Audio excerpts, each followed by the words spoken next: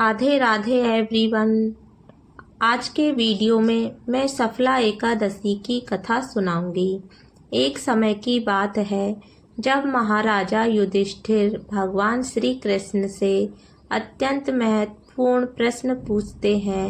हे जनार्दन, पौष मास के कृष्ण पक्ष में कौन सी एकादशी आती है और किस प्रकार इसका पालन करना चाहिए? कृपया इसके बारे में मुझे बताइए। युधिष्ठिर महाराज की बात सुनकर वह भगवान केशव बोले, हे धर्मराज, पौष मास के कृष्ण पक्ष में आने वाली एकादशी का नाम सफला एकादशी है। इस एकादशी के दिन भक्तों को भगवान नारायण की पूजा करनी चाहिए। मैं आपको सफला एकादशी की पौराणिक कथा सुनाता हूँ। ध्यान से सुनिए। एक समय पहले पंचावती नाम की एक सुंदर नगरी थी, जहाँ महेश्वर नाम के अत्यंत पराक्रमी और धर्मनिष्ठा वाले राजा राज्य करते थे। उनके 4 पुत्र थे। राजा का सबसे श्रेष्ठ पुत्र लुम्बक सदा पाप कर्मों से लिप्त रहता था। स्त्री दुराचार, जुआ खेलना, ब्राह्मण और शास्त्रों का अपमान करना, वैष्णवों की निंदा करना उनके लिए सामान्य कार्य थे। उनके ये पाप कर्मों का असर राज्य पर पड़ने लगा। एक दिन राजा महेश्वर ने अपने राज्य से निष्कासित कर दिया। लुम्बक बाहर के एक जंगल में रहने लगा। अभी भी उसकी पापमयी प्रवृत्ति में कोई कमी नहीं आई। जंगल के प्राणियों का शिकार करता था और उनके मांस का भक्षण करता था और रात्रि के समय नगर में जाकर लूटपाट करता था। गांव के लोगों ने एक बार चोरी और लूटपाट करते हुए भी पकड़ लिया था, लेकिन लुम्बक के पाप कर्मों का अंत नहीं हुआ और वो जंगल में एक अति प्राचीन विशाल भगवान श्री हरि के प्रिय पीपल के पेड़ के नीचे रहता था। इस प्रकार काफी समय बीत गया। आखिरकार उसके जीवन के परिवर्तन का समय नहीं गया।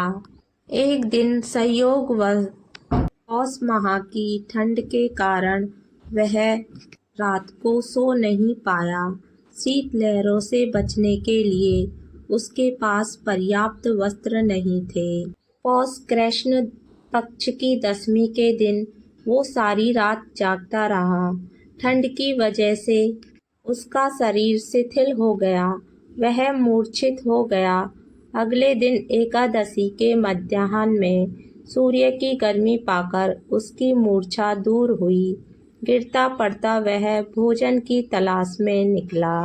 पशुओं को मारने में असमर्थ था।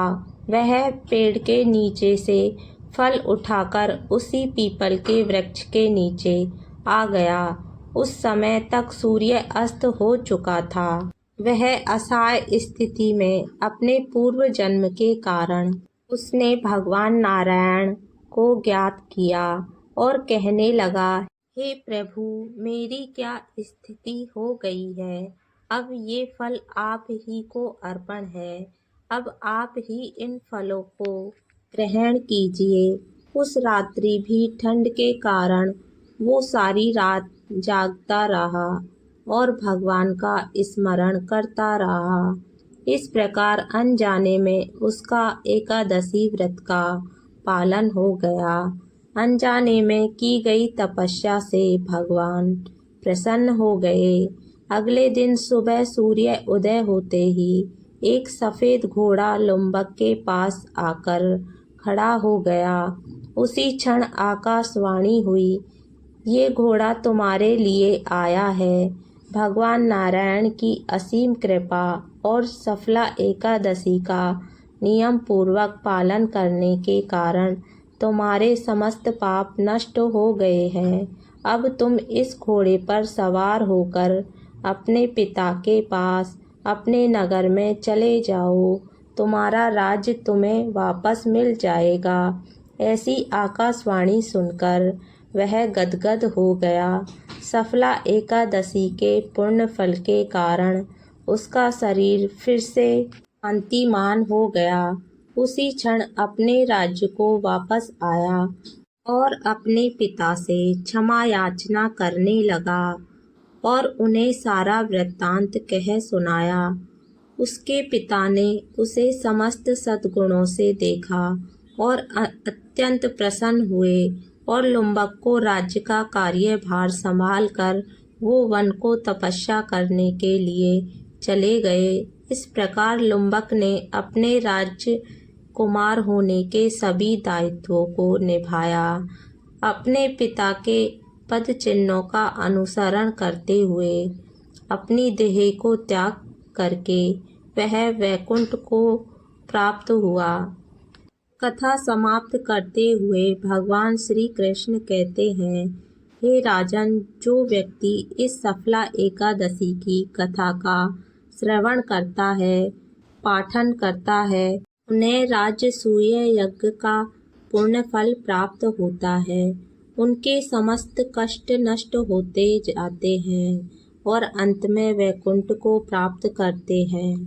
फ्रेंड्स, इस तरह से सफला एकादशी की कथा पूर्ण होती है। फ्रेंड्स, अगर आपको ये सफला एकादशी की कथा पसंद आई हो तो वीडियो को लाइक करना।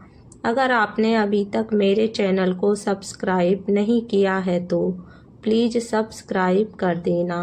राधे राधे सभी को।